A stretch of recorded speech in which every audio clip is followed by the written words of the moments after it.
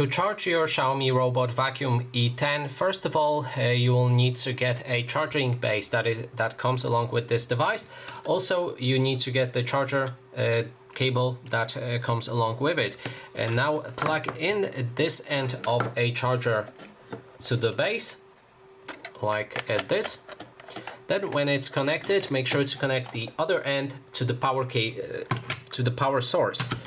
Now when everything is ready, take a look on the bottom side of your robot and then find those two metal plates. Now you'll use them to charge. You need to align them with those two metal parts sticking out on the charging base. Now drive in your robot manually if you want onto the station, and that way it should begin charging.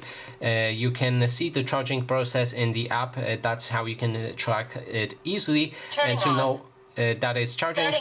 If your robot says that it's setting to charge, that means it's charging. And also you can return it to base charging by clicking on the home button or selecting that option in the app. And that is basically everything. Thanks so much for watching.